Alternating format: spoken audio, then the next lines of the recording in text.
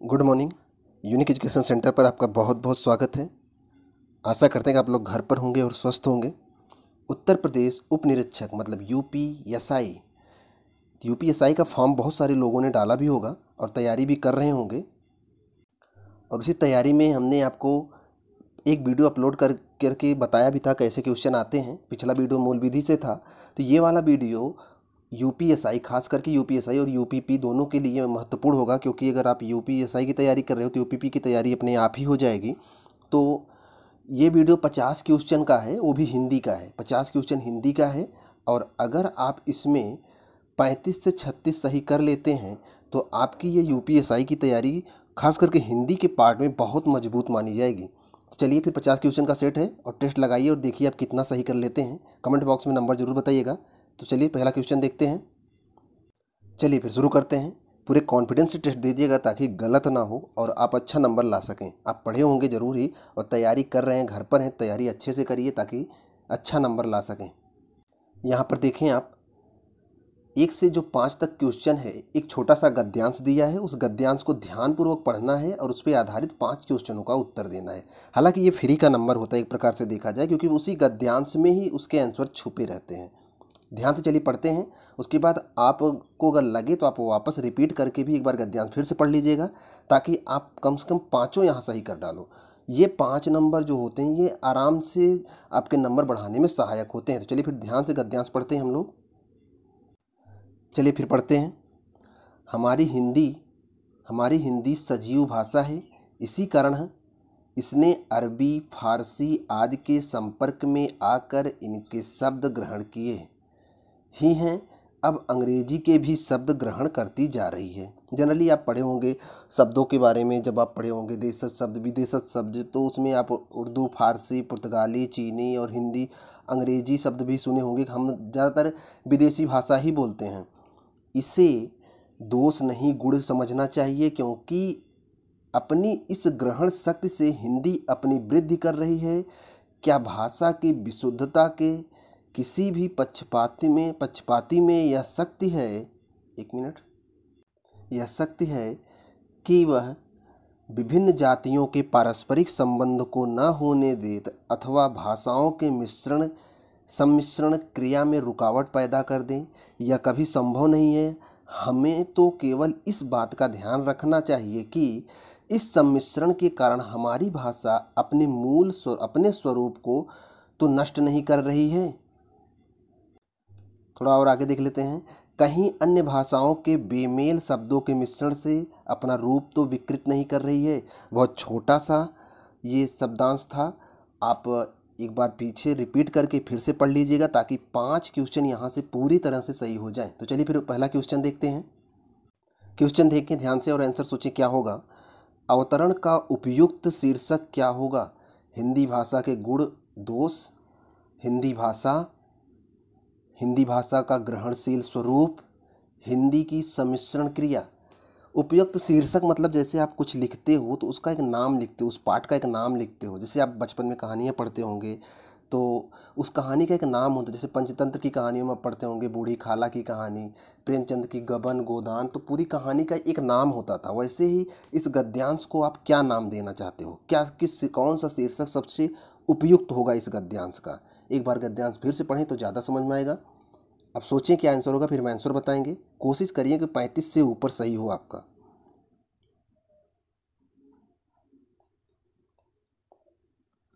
चलिए हम आंसर बताते हैं। आप आंसर सोचे होंगे, सही सोचे होंगे। यहाँ पर ऑप्शन सी सही होगा।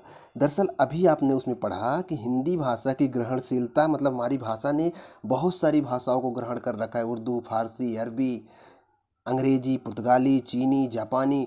तो हमारी हिंदी भाषा के ये ग्रहणशीलता ही है। तो ये सबसे उपयुक्त होगा कि अगर इस गद्यांश का हम नाम रखें कि हिंदी भाषा की ग्रहणशीलता, ये ज़्यादा सटीक होगा, ज़्यादा सही होगा। तो ऑप्शन सी सही है।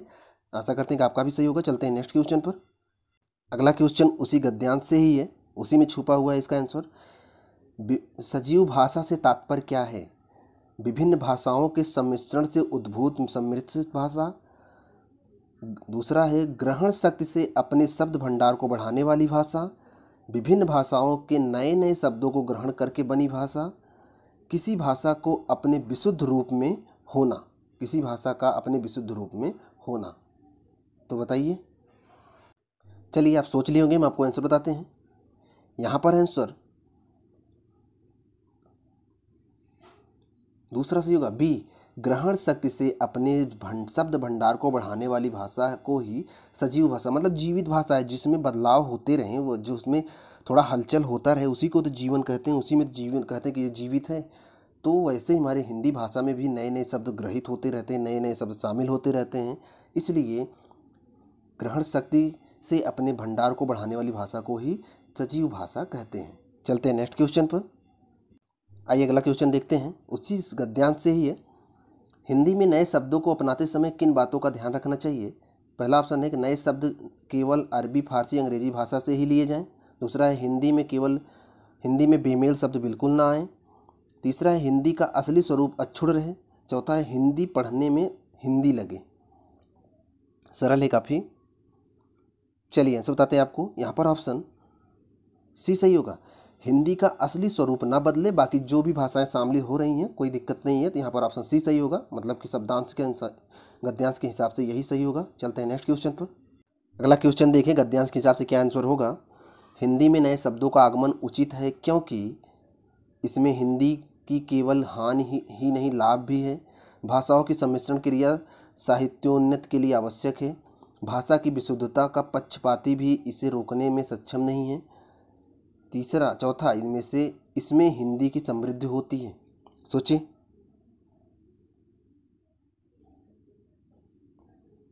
चलिए आंसर बताते हैं आपको। आपने पढ़ा होगा तो उसमें लिखा था कि इससे हिंदी की समृद्धि होती है, तो यहाँ पर ऑप्शन डी सही है। चलते हैं नेक्स्ट क्वेश्चन पर।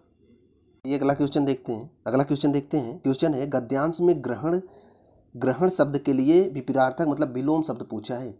दान, प्रकट, मुक्त, दाता। जो इसमें ग्रहण शब्द है उसके लिए विलोम शब्द क्या होगा? सोचें, सरल क्वेश्चन है, मतलब ग्रहण का विलोम पूछा जा रहा है। चलिए आंसर बताते हैं आपको। ग्रहण मतलब ग्रहित करना, ले लेना। तो मुक्त मतलब छोड़ देना, मुक्त करना, देना किसी को। तो ऑप्शन सी सही होगा। चलते हैं नेक्स्ट क्वेश्चन पर। आपने विलोम शब्द पर्यायवाची भी पढ़ रखे होंगे, उन्हीं से क्वेश्चन है। पहला क्वेश्चन देखें, क्षुधा शब्द का विलोम क्या होगा? तृषा, तृष्ण, तृप्त, मृग तृष्णा। सोचें।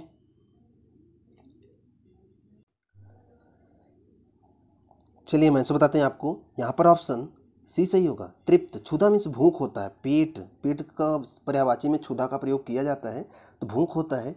भूख का विलोम तृप्त, मतलब आपका पेट खाली है, क्षुधा कहते हैं, क्षुधा में भूख लगी है, तो इसका जो विलोम होगा तृप्त होगा, मतलब भोजन हो गया, आत्मा तृप्त हो गई। दूसरा है कि लघिमा का विलोम क्या होगा? लघिमा का विलोम क्या होगा? महिमा, गुरुत्व, लघुत्व और देवोपमा। लघिमा का विलोम क्या होगा? सोचें आप। चलिए आंसर बताते हैं आपको। लघिमा का विलोम होगा ऑप्शन ए, महिमा। ध्यान रखिएगा, इंपॉर्टेंट है, ये पूछा भी गया कई बार। नेक्स्ट क्वेश्चन पे चलते हैं। निर्दय शब्द का विलोम क्या होगा?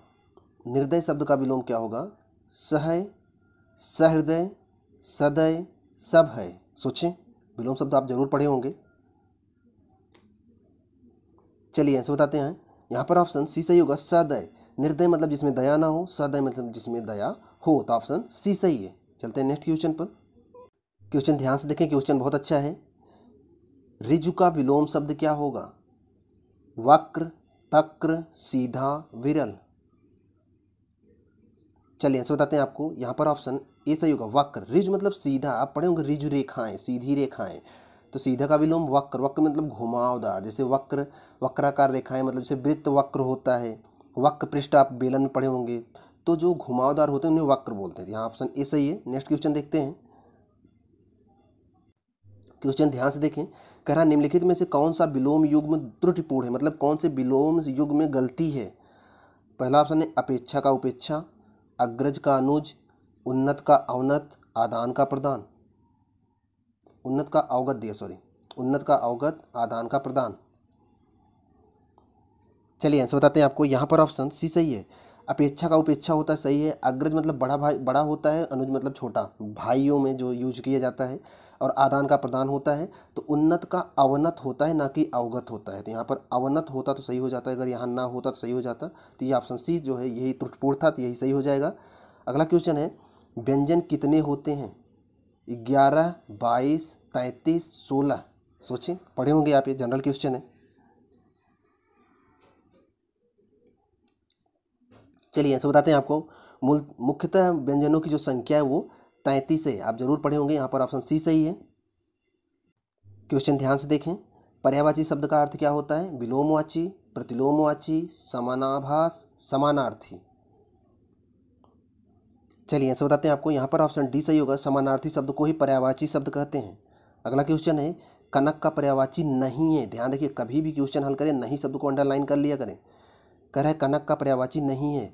स्वर्ण, कंचन, हिरण्य, कमल।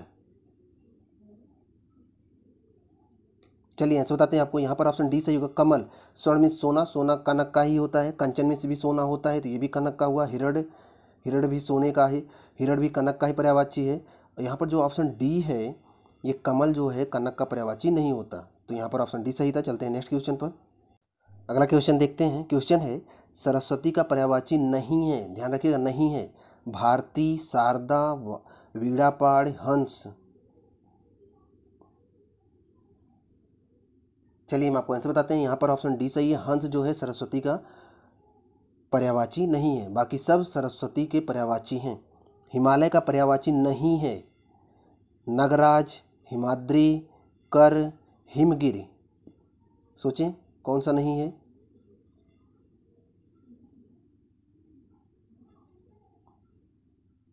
चलिए हम आपको आंसर बताते हैं। यहाँ पर ऑप्शन सी सही है। कर, कर जो है पर्यायवाची जो है हिमालय का नहीं है। बाकी नगराज, आप पर्यायवाची हिमालय का खोलेंगे तो सब मिलेगा। नगराज, हिमाद्री, हिमगिरी ये सब हिमालय के पर्यायवाची हैं, जबकि कर जो है नहीं है। कर एक प्रकार का टैक्स है। आइए अगला क्वेश्चन देखते हैं। आप रिक्त स्थान वाले जरूर पढ़े होंगे, तो बताइए आप रिक्त स्थान में क्या भरा जाएगा। नीचे दिए गए वाक्यों में रिक्त स्थानों पर उचित शब्द भरने के लिए 4 विकल्प दिए गए हैं, उचित विकल्प का चयन करें। जरूर आप इसको पढ़े होंगे। हालांकि ये थोड़ा हिंदी में टफ माना जाता है, क्योंकि अगर जरा सा भी कॉमन सेंस नहीं रहता तो कभी कभी गलत हो जाता है। तो देखिए ध्यान से, गलत नहीं होना चाहिए। आत्मा व परमात्मा का गुप्त विलास है। रहस्यवाद, छायावाद, रीतिवाद, प्रयोगवाद। सोचें। चलिए ऐसे बताते हैं आपको। यहाँ पर ऑप्शन ए सही होगा, रहस्यवाद। आत्मा और परमात्मा का जो गुप्त विलास है उसे रहस्यवाद कहते हैं। ध्यान रखिएगा, ऑप्शन ए सही है। अगला क्वेश्चन देखते हैं। हालांकि एक प्रकार का श्लोक है, अगर पढ़े होंगे कभी तो गलत नहीं होगा। गायन्ति देवा किल गीतकानि धन्यास्तुते डॉट डॉट भूमि भागे हिमालय, हिंद, भारत, गंगम। हमें आशा है कि 90% लोग जरूर गलत करेंगे। देखते हैं आपका क्या सही था गलत था। चलिए ऐसे बताते हैं आपको। यहाँ पर ऑप्शन सी सही होगा, भारत। भारत भूमि भागे, तो ऑप्शन सी सही होगा। अगला देखते हैं, दुल्हन गावहूँ। ऑप्शन ए है मंगलचार, अवतार, सदाचार, रास विहार। ये तो गलत नहीं होगा, ये तो आप सुने होंगे, जनरली ये लोकगीतों में गाया जाता है। प्लस ये हमारे यहाँ पर समाज में ये सब प्रचलित रहता है। सोचें क्या होगा। चलिए आंसर बताते हैं आपको। यहाँ पर ऑप्शन ए सही होगा, दुल्हन गावो मंगलचार। तो यहाँ पर ऑप्शन ए सही होगा। जनरली आप ये शब्द सुनते होंगे, पूर्वी भारत, पूर्वी उत्तर प्रदेश में खासकर इसे गाया जाता है। और यूपी की वैकेंसी है, सिंपल सी बात, ऊपर उत्तर प्रदेश से तो कुछ ना कुछ पूछेंगे ही। चलते हैं नेक्स्ट क्वेश्चन पर। अगला क्वेश्चन देखें, बहुत सरल है, कई बार ये श्लोक आप पढ़े होंगे। काहे रे तू कुम्भलानी। ऑप्शन ए है नलिनी, कमलनी, नंदिनी, विलासिनी। ऐसे सरल सरल क्वेश्चन आते, थोड़ा सा पढ़ के जाओ तो बहुत सारे क्वेश्चन हिंदी में आप सही कर डालोगे। चलिए आंसर बताते हैं आपको। यहाँ पर ऑप्शन ए सही होगा, काहे रे नलनी तू कुमलानी तेरे नाल सरोवर पानी। आप पढ़े होंगे, ये कक्षा 6-7 में है शायद। तो यहाँ पर ऑप्शन ए सही था। अगला देखते हैं, सूरदास भगवान के उपासक थे। राम, विट्ठल दास, कृष्ण, वामन। सूरदास किस भगवान के उपासक थे? जनरल क्वेश्चन है, आप श्री कृष्णा देखकर ही जान गए होंगे, श्री कृष्ण के उपासक थे। चलते हैं नेक्स्ट क्वेश्चन पर। क्वेश्चन है महाभारत एक है क्या है? महाकाव्य, गीत काव्य, चंपू काव्य, बृहद काव्य। सोचें क्या है। चलिए आंसर बताते हैं आपको। यहाँ पर ऑप्शन ए सही है, महाभारत एक महाकाव्य है। चलिए यहाँ अभी तक तो जो खाली स्थान वाले थे हो गए होंगे, आप जरूर सही किए होंगे ढेर सारे। कुछ तत्सम तद्भव से क्वेश्चन देखते हैं। इच्छु का तद्भव क्या होगा? जनरली आप पढ़े होंगे, बहुत अच्छा क्वेश्चन है ये। इच्छु का तद्भव क्या होगा? इच्छुक, इष्ट, ईख, इच्छा।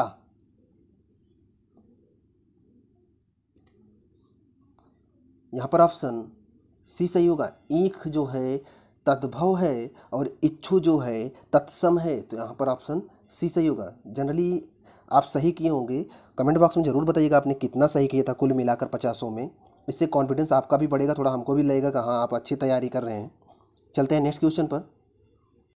क्वेश्चन ध्यान से देखें। आम का तत्सम रूप क्या होगा? आम्र, अम्ब, रसाल, कर्ण। चलिए ऐसे बताते हैं आपको। यहाँ पर ऑप्शन ए सही होगा। आम्र, आम्र का जो तत्सम होता है आम्र होता है और उसका जो तद्भव होता है आम होता है, उसका जो पर्यायवाची होता है वो रसाल होता है। ध्यान रखिए, ये तो कर्ण कान का है, तो यहाँ पर ऑप्शन ए सही है, आम्र। चौथा अगला क्वेश्चन देखते हैं। तत्सम शब्द हैं क्लिष्ट, कठोर, कठिन, मजबूत। सोचें तत्सम शब्द कैसे होते हैं। चलिए ऐसे बताते हैं आपको। आप ही बहुत महसूस किए होंगे तत्सम शब्दों को। तत्सम शब्द जो होते हैं क्लिष्ट होते हैं। क्लिष्ट मतलब कठिन होते हैं, तो कठिन आप नहीं यूज करोगे क्योंकि तत्सम संस्कृत शब्द हैं, इसलिए आप क्लिष्ट शब्द यूज करोगे। जो बहुत कठिनाई से जो बोले जाते हैं ऐसे शब्द वो क्लिष्ट बोले जाते हैं। तो तत्सम शब्द जो हैं क्लिष्ट हैं। कठोर आप नहीं यूज कर सकते क्योंकि कठोर शब्द जो है वो चट्टानों के लिए यूज किया जाता है। तो यहाँ पर ऑप्शन ए सही था। अगला क्वेश्चन देखते हैं। ईंट से ईंट बजाना मुहावरे का अर्थ क्या होगा? मुहावरा आप पढ़े होंगे जरूर। कठोर वार करना, दोष लगाना, बर्बाद कर देना, विपत्ति की आशंका होना।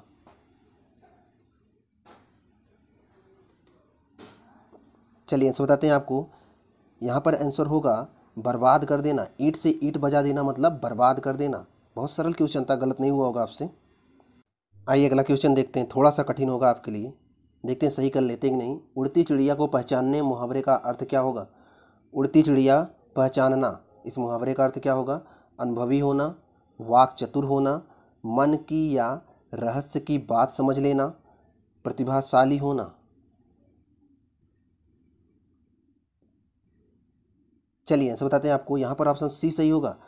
मन की या रहस्य की बात समझ लेना मतलब उड़ती चिड़िया पहचानना। जैसे बहुत ऊंचाई पर कोई चिड़िया उड़ रही है, उसको अगर कोई पहचान रहा है, मतलब कि उसको ढंग से देख नहीं पा रहा है तब भी पहचान ले रहा है, वैसे ही मन की बातों को कोई देखते ना देखे ना जाने बिना भी अगर समझ ले तो वही उसके मुहावरे के अर्थ में आएगा। तो ऑप्शन सी सही है। चलते हैं नेक्स्ट क्वेश्चन पर।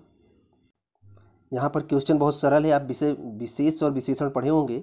इनमें से संख्यावाचक विशेषण कौन सा है? सात, काला, रावण, खट्टा। सोचें,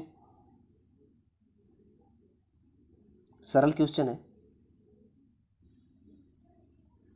चलिए ऐसे बताते हैं आपको। यहाँ पर ऑप्शन ए सही है, सात। सात जो है एक संख्यावाचक विशेषण मतलब जिसमें संख्याओं का प्रयोग करके किसी चीज़ की विशेषता बताई जाए। जैसे 7 घोड़े, 7 आम, 7 आदमी, 7 हिंदुस्तानी। तो यहाँ पर ऑप्शन ए सही होगा। दूसरा, निम्न में से कौन विशेषण नहीं है? ध्यान रखिएगा, विशेषण वो शब्द होते हैं जो किसी की विशेषता बताते हैं। ध्यान रखिएगा। ऑप्शन ए है शीतल, सुंदर, श्यामल, मोहन। कौन सा कह रहा है विशेषण नहीं है?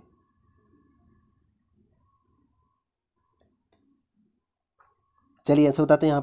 यहाँ पर ऑप्शन डी जो है ये विशेषण नहीं है, ये एक संज्ञा है।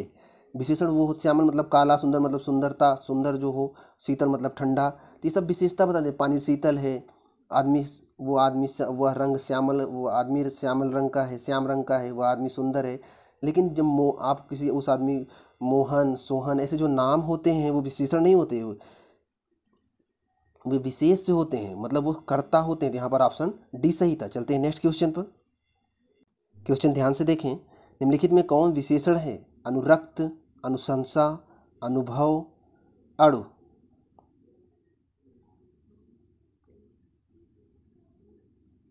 चलिए ऐसे बताते हैं आपको। यहाँ पर ऑप्शन ए जो है अनुरक्त, मतलब किसी की तरफ झुक जाना, अनुरक्ति आ जाना, तो झुकाव ही यह जो अनुरक्त है यह विशेषण शब्द है, विशेषता बताता है कि वह आदमी उसके प्रति अनुरक्त है। तो वह उस आदमी की विशेषता क्या है कि वो अनुरक्त है, मतलब उसकी तरफ झुका हुआ है। तो ऑप्शन ए सही है। अशुद्ध वर्तनी वाला से अब आप वर्तनियाँ भी पढ़े होंगे, शुद्ध अशुद्ध पहचानना।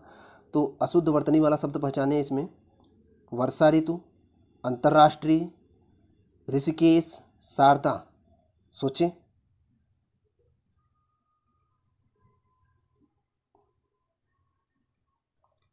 चलिए बहुत सरल था ये। यहाँ पर ऑप्शन सी सही होगा, मतलब यही गलत है। यहाँ पर ऋषिकेश ऐसे शुरू होता, री से शुरू होता, यहाँ पर र लिख के शुरू किया है, तो बहुत सरल था ये। तो यहाँ पर ऑप्शन सी जो है गलत है, अर्थात यही सही है। चलते हैं नेक्स्ट क्वेश्चन पर। यहाँ कह रहा है शुद्ध शब्द पहचानना है। शुद्ध शब्द का रूप है दुर्निवार, दुनिवार, दुहनिवार, दुर्निवार। सोचिए कौन सा सही है। चलिए आंसर बताते हैं आपको। यहाँ पर ऑप्शन डी सही है। शुद्ध जो शब्द है वो दुर्निवार होता है। जब इसको तोड़ के लिखा जाता है संधि विच्छेद में तो दुहनिवार और विसर्ग का र हो जाता है। तो यहाँ पर जो शुद्ध शब्द यूज होगा वो होगा दुर्निवार। तो ऑप्शन डी सही है। अगला क्वेश्चन देखते हैं। शुद्ध वर्तनी है अनधिकार, अनाधिकार, अनधिकार, अनाधिकार। सोचें। ये क्वेश्चन आप बहुत बार पढ़े होंगे, बहुत बार ये पूछा गया है। चलिए आंसर बताते हैं आपको। यहाँ पर ऑप्शन ए सही है, अनधिकार। चलते हैं नेक्स्ट क्वेश्चन पर। सोचिए कौन सा ज़्यादा सही होगा। शब्दानुक्रम में सही वाक्य क्या होगा। वह गरीब आदमी था, वह आदमी गरीब था वह गरीब आदमी, था गरीब वह आदमी। हालांकि जब आप इसे जनरली पढ़ते हो तो आप सभी का अर्थ एक ही निकालते हो, लेकिन वास्तव में शुद्ध रूप से कैसे कहा जाए ये आप बताएं। चलिए आंसर बताते हैं आपको। यहाँ पर ऑप्शन बी सही होगा, वह आदमी गरीब था। ये ज़्यादा सही है, ज़्यादा उपयुक्त है, यही सही है। ऑप्शन बी सही है। चलते हैं नेक्स्ट क्वेश्चन पर। क्वेश्चन ध्यान से देखें, कई बार आपको मिला भी होगा ये। निम्नलिखित में से शुद्ध वाक्य पहचाने। यहाँ गन्ने का ताज़ा रस बिकता है, यहाँ ताजे गन्ने का रस बिकता है। ताजे गन्ने का रस यहाँ बिकता है, ताजी गन्ने का रस यहाँ बिकती है। सोचे।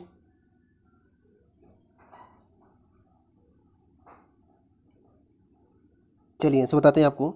यहाँ पर ऑप्शन ए सही है। यहाँ गन्ने का ताज़ा रस बिकता है। यहाँ ताजे गन्ने का रस नहीं, गन्ना ताज़ा नहीं होता, वो तो रखे रहते हैं, जब रस निकलता है तब वो ताज़ा होता है। बाकी ये भी तो गलत ही थे। ऑप्शन ए सही था, यहाँ गन्ने का ताज़ा रस बिकता है। अगला ये जो क्वेश्चन हैं ये इसमें क्या करना है, शब्दों को सही क्रम में लगाकर एक सही आंसर बताना है। चलिए फिर शब्द देखते हैं। अब ध्यान से आप वाक्यांश देखें और सोचें क्या सही होगा। कोई महान, एक मिनट,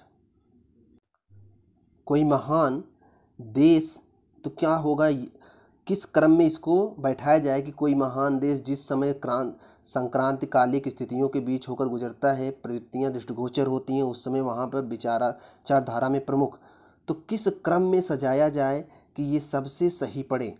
ऑप्शंस हैं या व, एक मिनट, ऑप्शंस हैं या ल र व ल र य र व ल व र य, मतलब किस क्रम में इसको इसी के आगे लिखा जाए ताकि एक सही अर्थ बन सके। सोचिए।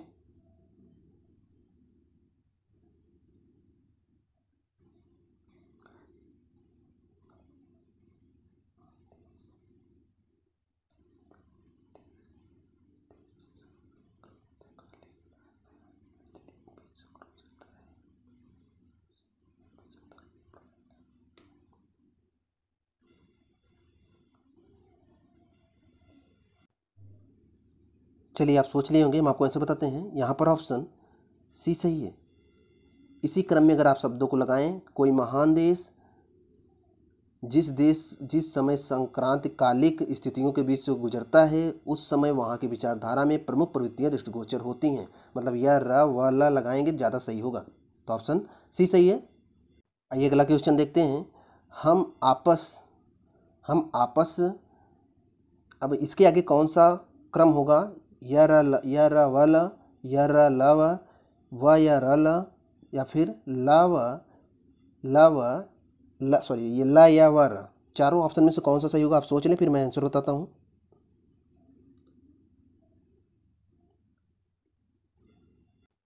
चलिए आप सोच लिए होंगे, हम आपको आंसर बताते हैं। यहाँ पर ऑप्शन बी सही है। हम आपस में, उसके बाद यह लेना है कि हम आपस में दंगे फसाद में सारा श्रम नष्ट कर रहे हैं, अपने देश के अधूरे कामों को करने में समय नहीं दे पा रहे हैं। तो ऑप्शन बी सही है। चलते हैं नेक्स्ट क्वेश्चन पर। क्वेश्चन ध्यान से देखें, उसी टाइप का है। सतत कर्मशील ऑप्शन से हैं या रलावा, वा ला रला, वा या रला, या र वाला। सोचिए कौन सा सही होगा। चलिए आप सोच लिए होंगे, हम आपको आंसर बताते हैं। यहाँ पर ऑप्शन ए सही है, या र लावा। सतत कर्मशील मानव जीवन के बीच त्यौहार, मतलब सतत हमेशा कर्मशील मतलब काम करने वाले मानव जीवन, मनुष्य के जीवन के बीच जो त्यौहार आते हैं, कुछ आराम और कुछ खुशी के पल लेकर आते हैं। और परिश्रांत मतलब कि जो व्यक्ति हमेशा कार्यशील है, व्यक्ति के लिए छायादार वृक्ष की भांति उपस्थित होते हैं। मतलब थोड़े समय के लिए त्योहारों में लीन होकर वो अपने सभी दुख दर्द को भूल जाता है, तो एक प्रकार से वो वृक्ष की भांति आराम देने के काम करते हैं। तो ऑप्शन ए सही है। चलते हैं नेक्स्ट क्वेश्चन पर। चलिए अगला क्वेश्चन देखते हैं। आप समास पढ़े होंगे। यथाशक्ति में कौन सा समास है? तत्पुरुष, कर्मधारय, द्वंद्व, अव्ययी भाव। चलिए ऐसे बताते हैं आपको। यहाँ पर ऑप्शन डी सही है, जो जिसमें पूर्व शब्द एक अव्यय हो, यथा, तथा, हाथों हाथ, भर, ऐसे शब्द जो शुरू होते हैं। तो यहाँ यथा से शुरू हुआ, तो यथा शब्द जो है अव्ययी भाव में लगता है, तो यथाशक्ति जो है अव्ययी भाव समास है। ऑप्शन डी सही है। चलते हैं नेक्स्ट क्वेश्चन पर। अगला क्वेश्चन है, दशानंद में कौन सा समास है? बहुब्री, द्विगु, द्वंद्व, कर्मधारय। चलिए आंसर बताते हैं आपको। यहाँ पर ऑप्शन ए सही है, बहुब्री समास। ऐसा समास जिसमें एक दूसरे से तुलना तो किया जाता है, प्लस किसी तीसरे की तरफ, जिसमें है जो शब्द आते हैं, जिससे कंपेयर किया जाता है, तुलना किया जाता है, और किसी तीसरे की तरफ इशारा किया जाता है, वहाँ पर बहुब्री समास होता है। जिसमें है जो शब्द तो आता है, लेकिन किसी तीसरे की तरफ इशारा नहीं होता, तो वहाँ कर्मधारय होता है। बहुत नज़दीकी मामला है इन दोनों का। तो यहाँ पर ऑप्शन ए सही है। आप पढ़े होंगे समास। तो दशानंद 10 हैं, आनंद जिसके, है जो या जिसके जो आए, तो 10 है आनंद जिसके अर्थात रावण। तो यहाँ दशानंद बहुब्री समास है, मतलब कि है जो तो आ रहा है, लेकिन इशारा हो रहा है रावण की तरफ। तो ऑप्शन ए सही है। चलते हैं नेक्स्ट क्वेश्चन पर। आप संधियां भी पढ़े होंगे। इति धन आदि बराबर इत्यादि में कौन सा संधि है? यड़ संधि, दीर्घ संधि, गुण संधि, अयादि संधि।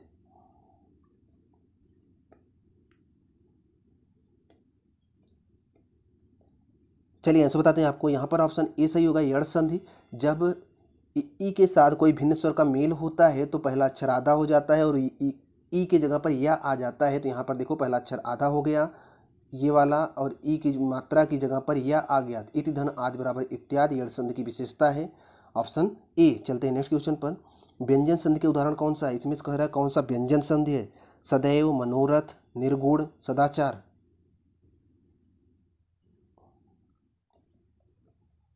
चलिए ऐसे बताते हैं आपको। जहाँ पर व्यंजनों की बात होती है, वहाँ पर व्यंजन संधि होता है। जहाँ पर ऑप्शन डी सही है, सत धन आचार बराबर सदाचार। तो ये ऑप्शन डी सही है। सदैव गुण संधि में जाएगा, मनोरथ और निर्गुण ये सब विसर्ग संधि में जाएंगे। तो ऑप्शन डी सही है। सदाचार जो है सत धन आचार बराबर त का द हो जाना व्यंजन संधि में आप पढ़े होंगे। ऑप्शन डी सही है। चलते हैं नेक्स्ट क्वेश्चन पर। क्वेश्चन ध्यान से देखें। अत्यधिक का संधि विच्छेद क्या होगा? अत्यधनधिक, अतिधन अधिक, अतिधन अधिक, अत्यधिक, अत्यधिक धन क।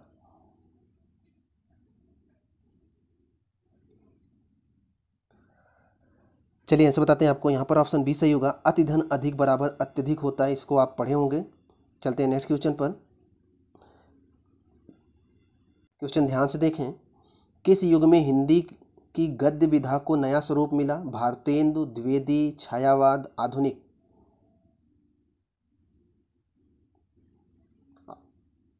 चलिए हम ऐसे बताते हैं आपको। यहाँ पर ऑप्शन ए सही है। भारतेंदु युग में हिंदी को गद्य विधा का नया स्वरूप मिला था। तो ऑप्शन याद रखिएगा, ए बहुत इंपॉर्टेंट है, इसको याद रखिएगा।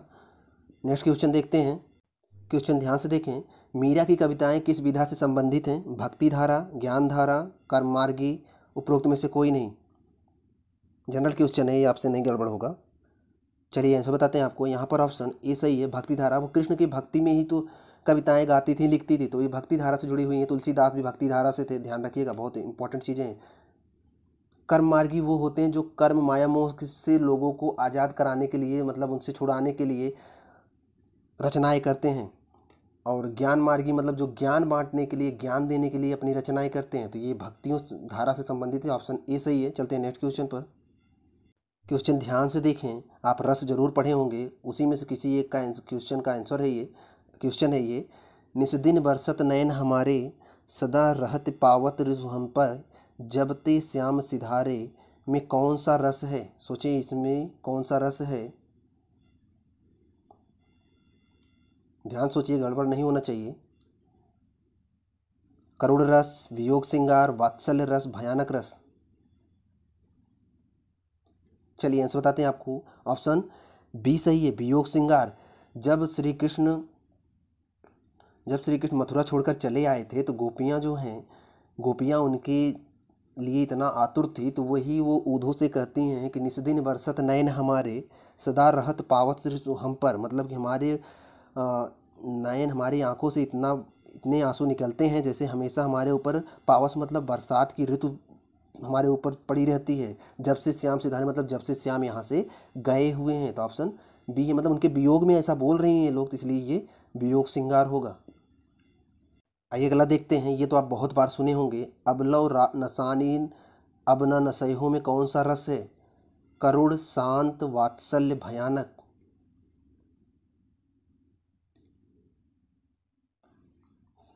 चलिए आंसर बताते हैं आपको। यहाँ पर ऑप्शन बी सही है, शांत रस है। मतलब कि यहाँ पर एकदम शांत है, न कि मतलब ना तो मैं पहले विचलित था ना तो अब विचलित होऊंगा। तो यहाँ पर ऑप्शन बी सही है, शांत रस। नेक्स्ट क्वेश्चन, हिंदी काव्य रसों की कुल संख्या कितनी है? मतलब हिंदी काव्य में कुल कितने रस हैं? 11, 10, 9, 8। चलिए आंसर बताते हैं। हिंदी काव्य में मुख्य रूप से 9 रस हैं, इसको आप याद रखिएगा, बहुत इंपॉर्टेंट है। आइए अगला क्वेश्चन देखते हैं। अलंकार में मुख्यतः माने जाने वाले भेदों की संख्या कितनी है? 5, 2, 4, 7। चलिए हम आंसर बताते हैं, लेकिन आप आंसर बताएंगे। यहाँ पर ऑप्शन सी सही है, 4 हैं। आप कमेंट बॉक्स में बताएंगे कि वो चारों कौन कौन से हैं।